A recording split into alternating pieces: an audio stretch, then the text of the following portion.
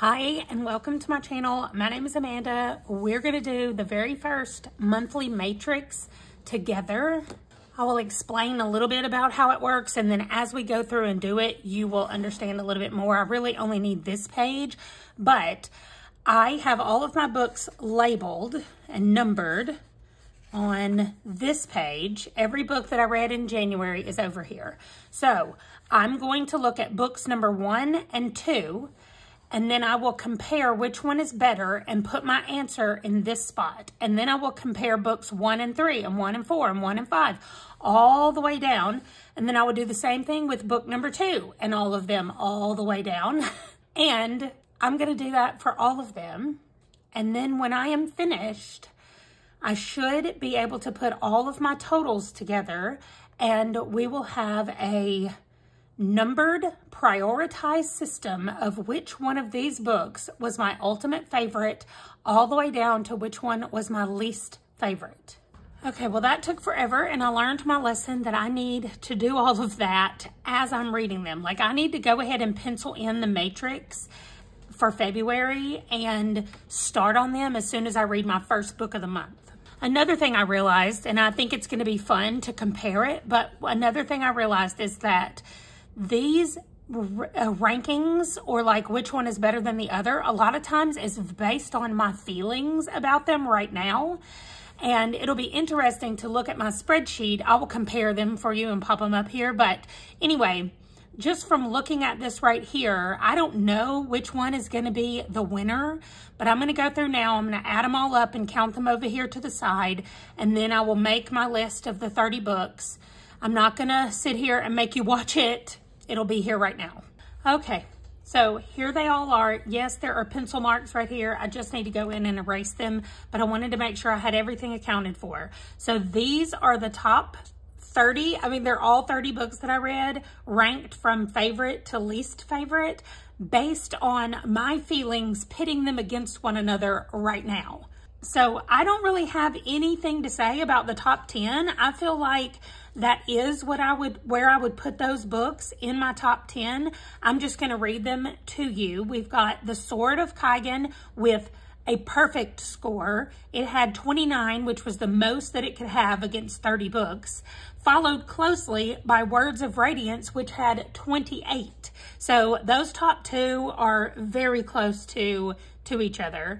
And then we've got Hellbent, which is the end of the Alex Storm series, The Night Masquerade, which is the end of the Binti series, The Toll, which is the end of the Scythe, the Arc of the Scythe, Heartstopper, Volume 5, which is the newest volume of Heartstopper, Home, which is book 2 of the Binti trilogy, and Ninth House, which is book 1 of the Alex Storm series, and Gideon the Ninth, book 1 of the Gideon the Ninth, and Bloodsong is also book 1 of a series. So those were all part of series, which honestly, everything I read except for probably 3 books are all part of series, because I'm doing Squash That Series in January and into a little bit of February. So that's what's going to go over here, but that's also why so many of them are series. Now, one thing I am going to do is in February, one of the things that I've noticed that I want to fix is that,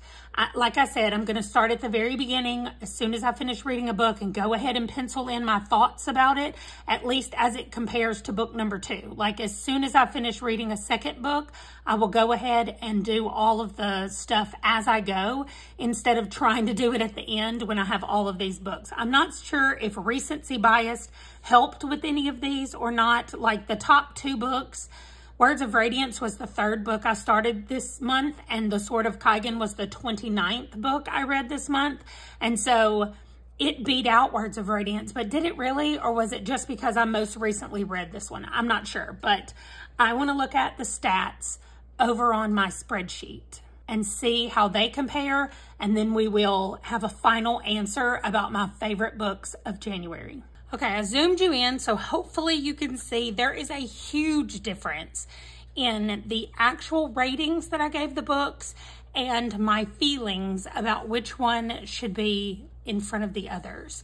So right here, 9.57 out of 10, which equals 5 stars, is the highest rated book, and it was The Night Masquerade, which came in 4th up here.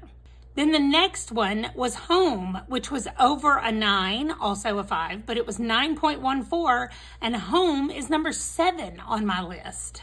And then 1, 2, 3, 4, 5, 6 books all tied with exactly 9 points, which is also a 5-star.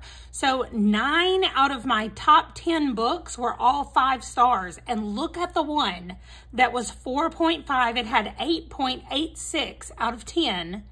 The Sword of Kaigen is my number 1 up here and my number 10 down here. I know it says 9, and that's because I messed up right here with number 1. So it says 1, 1, 2, 3, 4, but trust me, that's number 10. So I'm like, what in the world? Like, the difference in the two of these is just really funny to me. So anyway, I don't know what I'm going to do with this information, but I like having it. So I'm definitely going to include it on each of the months that I do going forward. So that is it though for this matrix / spreadsheet apparently video to get my top 10 reads from the month of January. Let me know what you think about this. Let me know if it has to do with this is more of the feelings that I have about the books, and this is more of a like, what did I think about the books broken down by the call pile formula. Let me know what you think about it. And what do you think about these books? Like, do I have them in the right spot? Do you think this one is more accurate or this one? I mean, it's still mostly the same books. You'll notice, if you're very sharp, that Saga is on here and Saga is not over here. And it technically is, but I didn't give it a number. For some reason, I didn't do that with Spy Family Volume 3 or Saga Volume 6 or issue number 6. And I don't know why, and I will fix that going forward. But anyway, I gave it 5 stars on my actual rating of it, but it didn't end up in my list because it didn't have a number. So all of that will be fixed in February. I found so many things I want to do differently in February. So that is where I'm going to leave it. Thank you so much for joining me on this weird top 10 list trip that I just took with myself, and I will see you guys in the next video. Bye.